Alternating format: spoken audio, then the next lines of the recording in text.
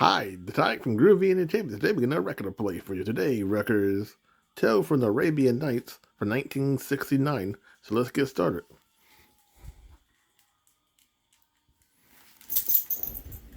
Tales from the Arabian Nights.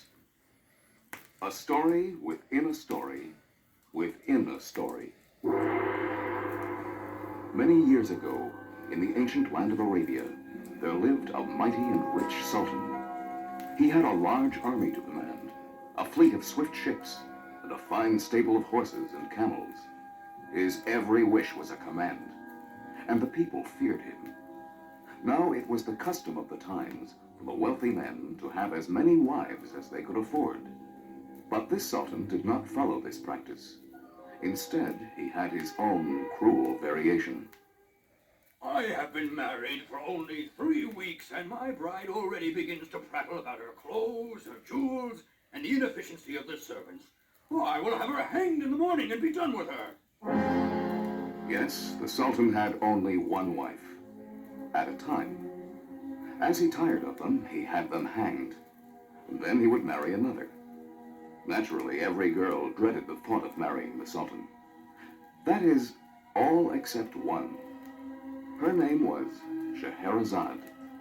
She was the daughter of the vizier, a magician of the court. In her 19 summers, she had heard many stories from her clever father and his many wise friends. And what is most important, she remembered them and learned how to tell them. When her turn came to marry the sultan, who was attracted by her beauty and grace, Scheherazade remained calm and serene. As expected, the sultan soon found some fault with Scheherazade and ordered her execution.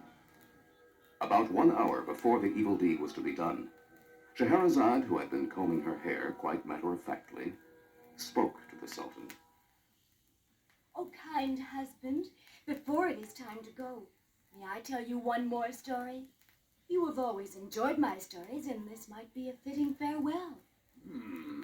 Oh, yes, that is true. I do like stories, and I never say no to a final request. Go ahead. Thank you, gracious husband. There was once a wise king who ruled a city in Persia. Now this king enjoyed jokes and games of all kinds. At one time, he held a contest amongst his people to see if anybody could tell him of a story or event that he would consider truly impossible. Now the king had seen many wonders of the world, and he believed that almost everything is possible. He set a prize of 1,000 gold coins to anyone who could make him say, "That is impossible." The day of the contest arrived, and the first man, a potter, spoke of seeing the moon fall into his garden last night. Really? Was it full of cheese? Though your story is not very probable, there is a remote possibility that it might happen. You lose. Next. The next contestant led a baby lamb to the throne and claimed that he came from a distant province where one of the king's wives lived, and that this lamb was the king's child. You have seen this wife, so you must know that this is possible. Now a youngish man presented himself before the king. He carried 2 large earthen jars and placed them at his feet.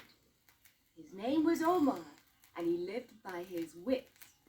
Oh, king of this great city, you have ruled us well. You have followed the laws of our fathers. That is possible. In war, you were the greatest general that ever led this city. True.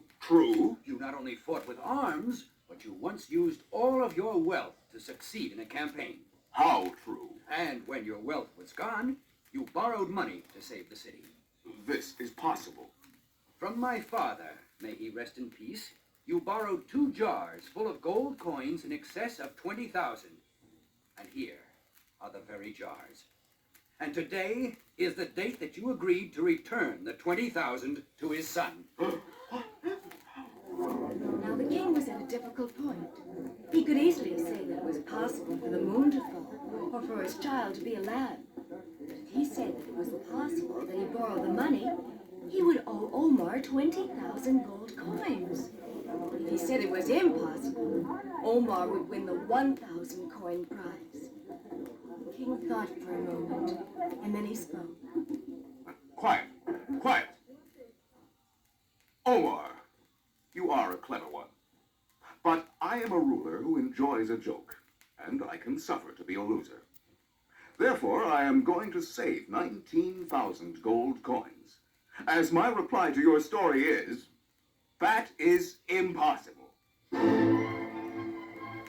Another time, the same wise king with a sense of humor was quite concerned about the government of his city.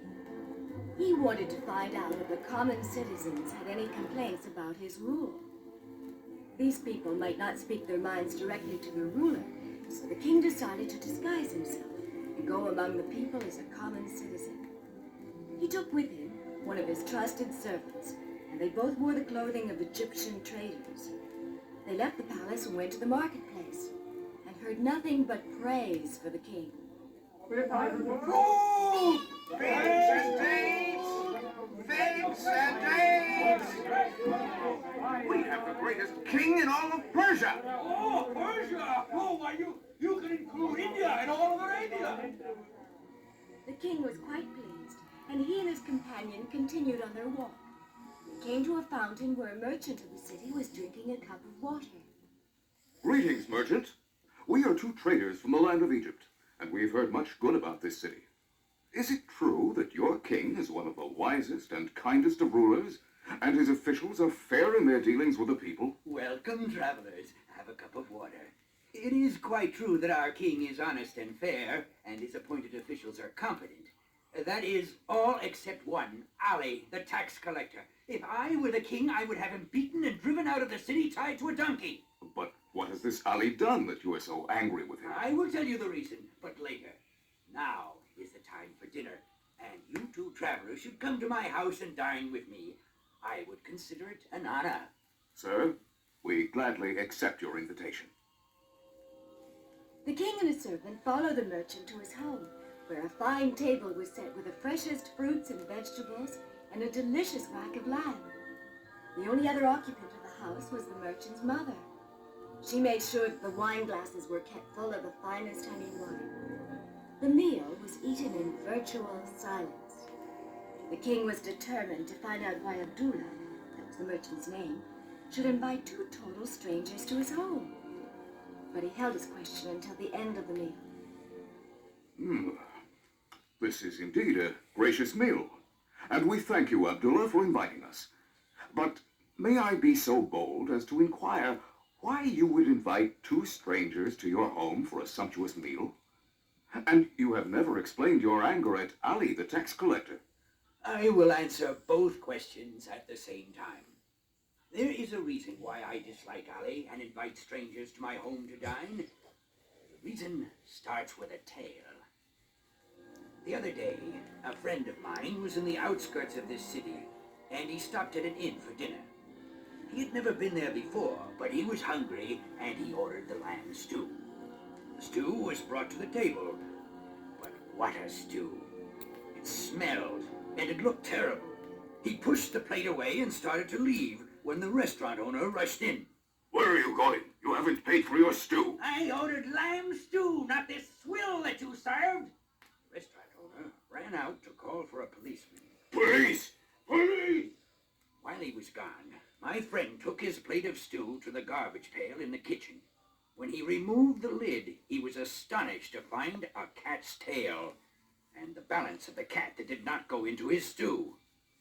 Soon, the owner came back with a policeman who seized my friend. This man says that you ordered lamb stew and did not pay for it. Is this true? I ordered lamb stew, but there's a reason that I didn't pay for it, and the reason begins with a tail. As soon as the restaurant owner heard the man say tail, he knew that he was in great danger. If the policeman found out that he served cat's meat, he would have to go to jail. Oh, now I remember. This gentleman did pay me, but I was so busy in the kitchen that I forgot. I also have to give him change, as he gave me a brand new silver coin. The owner opened his purse and took out a dozen copper coins and gave it to my friend, who left the inn still hungry, but with a a full pocket. And so ends my tale of a tale.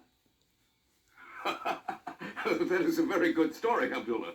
But we still do not know why you invited us to your house, or why you do not like the tax collector Ali. Well, that story begins with a tale, too.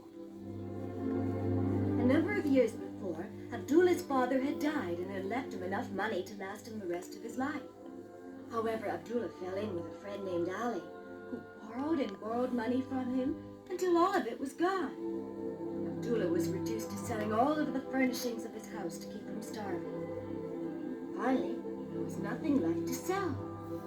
At this time, Ali, his friend, had become the tax collector of the city, and Abdullah went to ask him for the return of his money. Ali not only refused to return the money he had borrowed, but he had Abdullah beaten and thrown into a ditch. Now, when all seemed lost, Abdullah received good news. His father had known that Abdullah knew little about the caring for money, so he had divided the money in half. The first half was given when he had died, and the second half had been kept in secret for 2 years. Now the 2 years had passed, and Abdullah received a second fortune, and he had learned a lesson. Yes, my father was very wise. Now I know what to do with my money. From that day to this, I have no real friends. Every day I invite total strangers to eat in my house, but I do not befriend them. You, gentlemen of Egypt, when you leave this house, I will no longer recognize you. You are a very bitter man, and I wish I could change your mind. Is there no one in the city who can make you a friend? Friend? Ha, ha. I only wish I could be the king for one day, and then I would teach Ali, the tax collector, a lesson he would never forget. At this remark, the king smiled, and a plan came to him, which would be both fun and might teach Abdullah a lesson. Abdullah was not looking. The king dropped a sleeping potion in his wine glass. In an instant, Abdullah was asleep. The king and his servant quickly rolled him up in a rug and carried him off to the palace. No one stopped them in the streets, so they looked like traders carrying their wares. They entered the palace and placed Abdullah in a royal bedroom for the night. The next morning, when Abdullah the merchant awoke...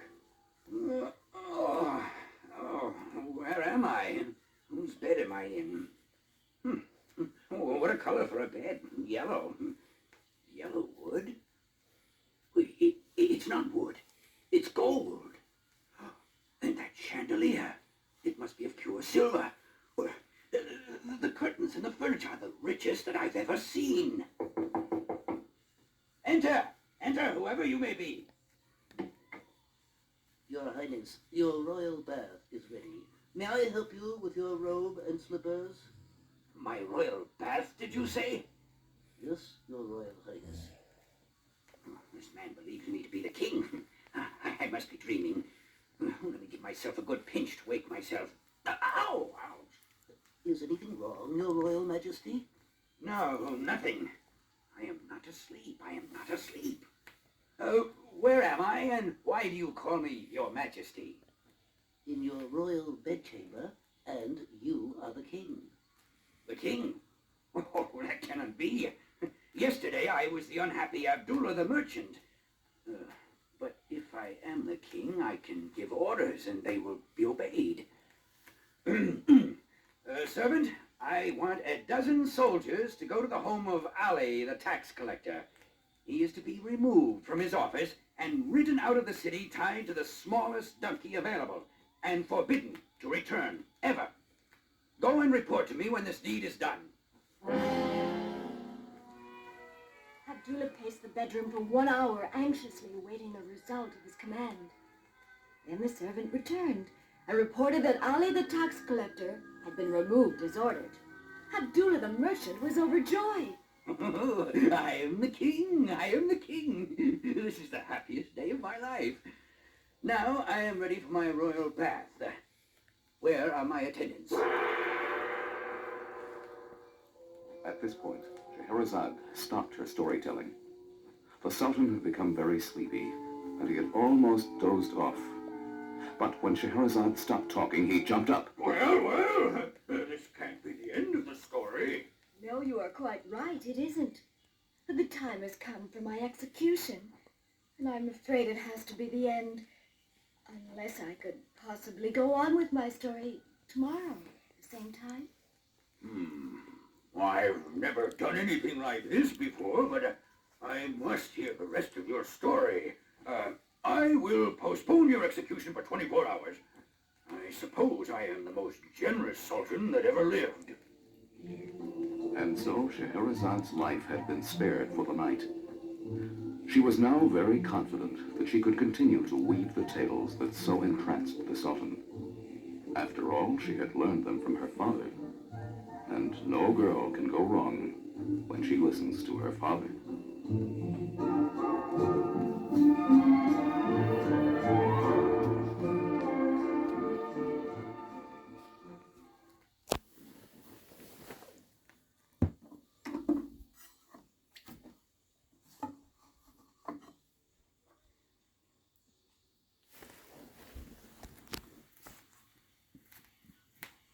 Tales from the Arabian Nights. A story within a story within a story.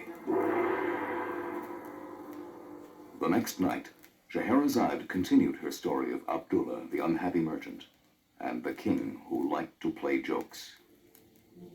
Abdullah, the sad merchant, now believed that he was the king.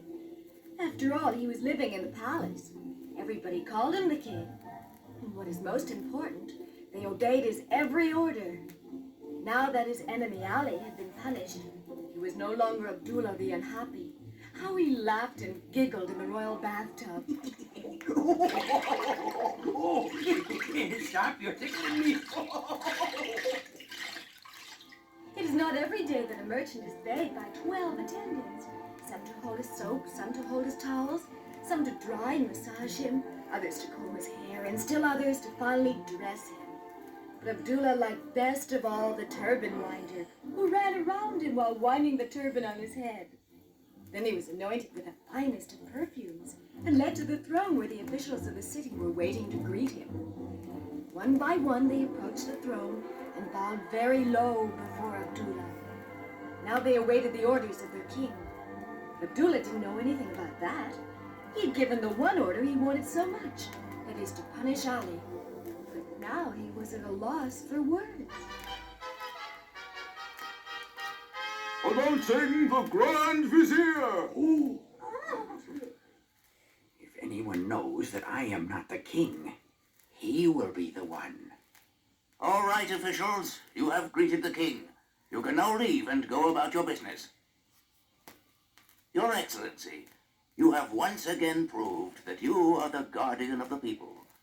I went to the home of Ali the tax collector as you directed, and I have discovered a vast accumulation of wealth in his cellar. It is quite obvious that he was stealing from you and the people of this city. How did you ever learn of his treachery? It came to me in a dream. Last night I dreamt that I was an unhappy man by the name of Abdullah, and this Ali had treated me very badly. So take 400 pieces of gold from the cellar of Ali and bring it to the mother of the unhappy Abdullah who lives near the sign of the crescent. It shall be done, Your Excellency. The vizier bowed and left the room with his soldiers. At the same time, the royal pillow carriers entered with dozens of the finest silk pillows. These they piled in front of the throne like a blue mountain. Abdullah climbed to the top, and he felt like he was floating on a cloud. And a dozen servants entered carrying trays of meats, cakes, fruits, and beverages. The aroma and display was dazzling. He did not know whether it was breakfast or lunchtime, but he soon learned that eating went on all day, and food and drink was constantly being brought to his side. And to aid in the digestion of the rich food, there was a constant flow of dancers and singers to feast both the eyes and ears. Abdullah was at first entranced and spellbound. Then he shouted encouragement at the performers. Bravo! Bravo! Encore! Encore! So the day passed for the happy king, or rather Abdullah, who thought he was the king. The servant who had awakened Abdullah that morning now approached with a silver goblet brimming with a sparkling beverage.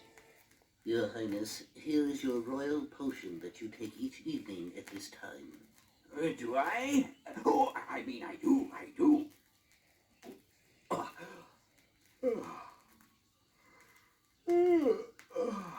Oh, now I feel sleepy. I have had a busy day. A sleeping pill had been placed in the potion by the real king, who now entered the room with the vizier who was returning from Abdullah's house. What a sight! What a sight! Abdullah really believes he is the king. Oh, this is the best practical joke I've ever played. What do you think, Vizier? I have always said that my majesty is a top prankster. Prank? My dear Vizier, this is an exercise in environmental change. Now let us proceed to the next stage. Have the attendants roll Abdullah in the rug and transport him to his home. Make sure his mother is out when you get there. As you command, your royal highness. The attendants, under the direction of the vizier, soon deposited Abdullah on the floor of his home. They were unseen by the mother, who was out shopping in the bazaar. Abdullah slept through it all.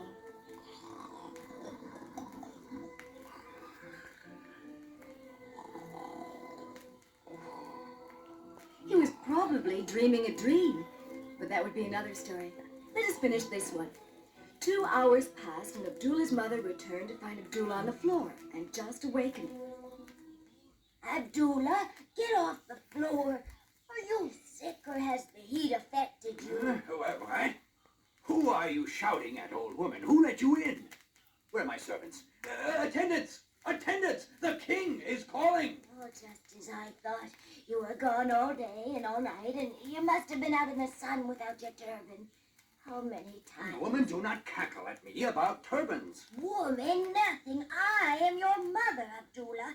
Look around you. This is your home. My home is the palace, and how I got into this hovel is beyond me right now. I may have been on an inspection of the homes of the poor and lost the rest of the party, and, We are not poor anymore, Abdullah. The vizier was here, and he gave me 400 pieces of gold. He said it was a gift of the king. I don't know the reason, but perhaps he remembers the spinach pies I made and sent to his palace at his coronation. Oh, stop your babbling about spinach pies. And you can't be my mother, as I am of royal blood, and you are obviously not. As for the money, I sent it. I am the king of this city. Sit down, son. And you are my one son.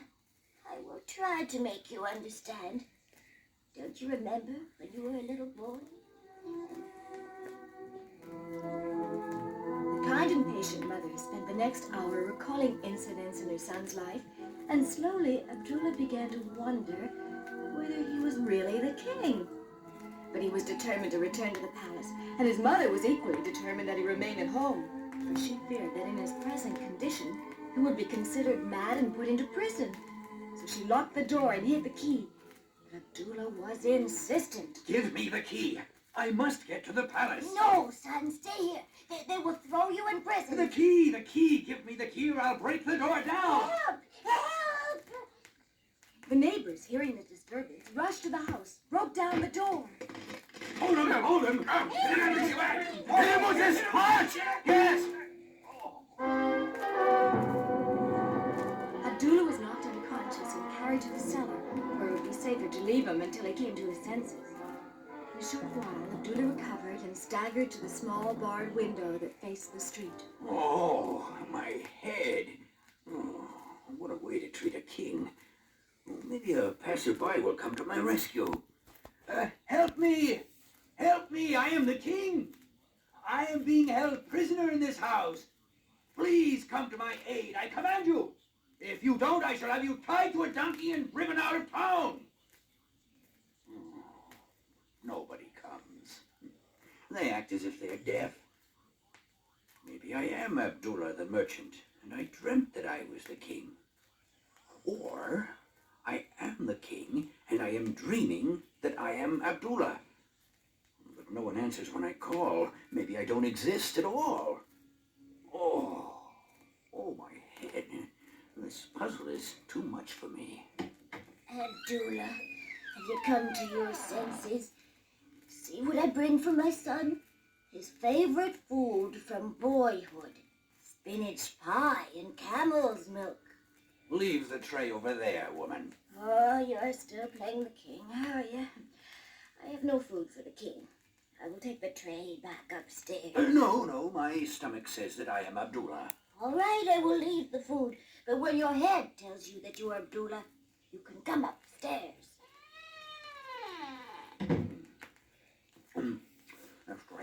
After I finish this meal, I must take a nap. Maybe I will have another dream that will solve all my problems. Abdullah soon slipped into a half-sleep, never sure whether he was awake or asleep. Suddenly, someone was calling his name. Abdullah, wake up. Wake up. Who's there? Why, it's the vizier and a man dressed in the king's clothes. Are you the king? Of course I am. Don't you recognize me? I, of course, recognize the vizier, but you are the man that I invited to my house for dinner.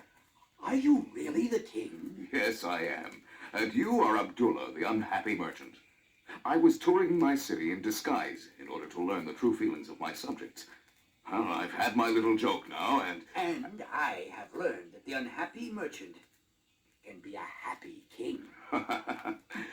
Would a gift of 1,000 pieces of gold change an unhappy merchant to a happy merchant? It might very well be the perfect remedy.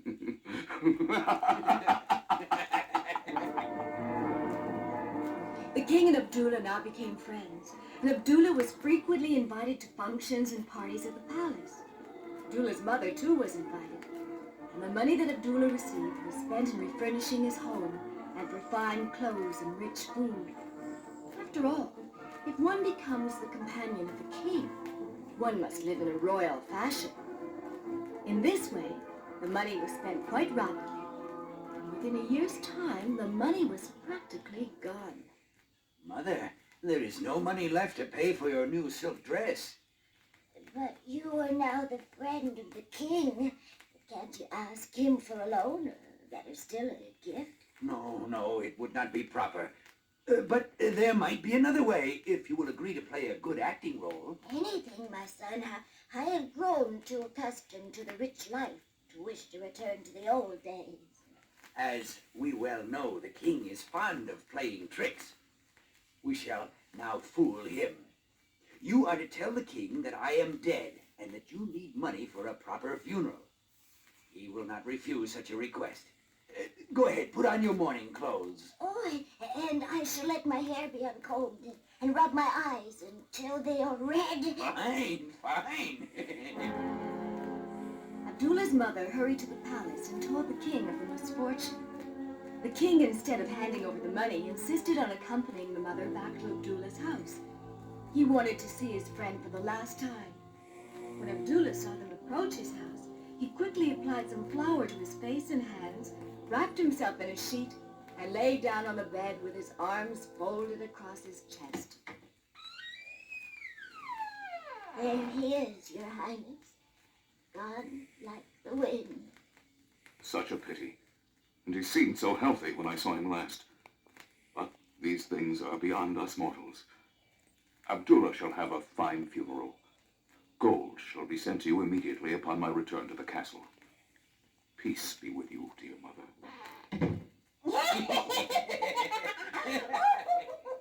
We fooled him. We fooled the king.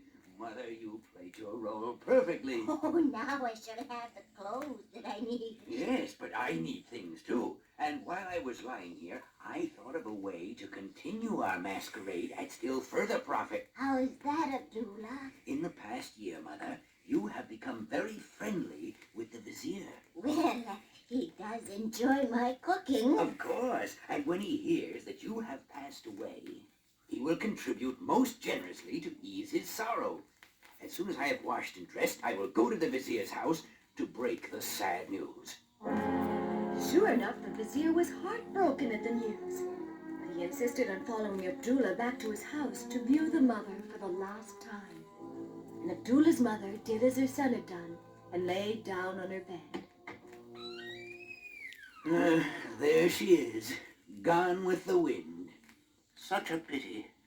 And she seemed so healthy when I last saw her. Her cooking was worthy of the angels, and I trust that is where she is needed. Abdullah, when I return home, I shall send funds for a suitable farewell. Peace be with you.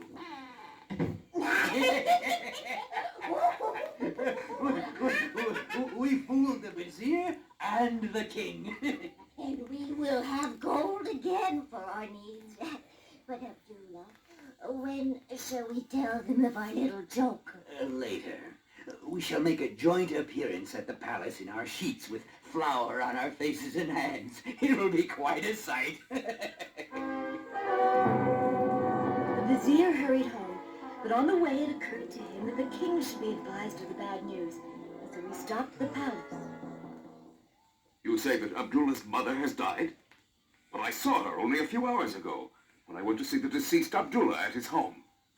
My lordship, I saw the dead woman with my own eyes, and I spoke to Abdullah scarcely an hour ago. Either you have been in the sun without a turban, or we have been the victims of tomfoolery. Come, let us both go to Abdullah's house. The vizier and the king quickly made their way to Abdullah's home, but Abdullah and his mother had spied them coming down the road. They applied flour to their hands and faces, rolled themselves into sheets, and folded their hands across their chests and lay down on their bed. Here they are, your highness, both gone with the wind. Yes, Abdullah's mother must have died after I viewed Abdullah. I beg your highness' indulgence, but Abdullah was alive when I came to view his mother. Well, go ask the neighbors who died first. Someone must know. Not one of the neighbors knows anything. Well, that's strange. I will give 1,000 gold pieces to learn who died first. At this statement, Abdullah could no longer restrain himself. I did, Your Majesty. I did. Abdullah explained the charade to the king, who, being a practical joker himself, took it quite well. In fact, he awarded Abdullah an additional 1,000 gold pieces for his mother's performance. And in the future, he saw that Abdullah never wanted for money. There was room for only one practical joker in this Persian city, and it wasn't to be Abdullah the merchant.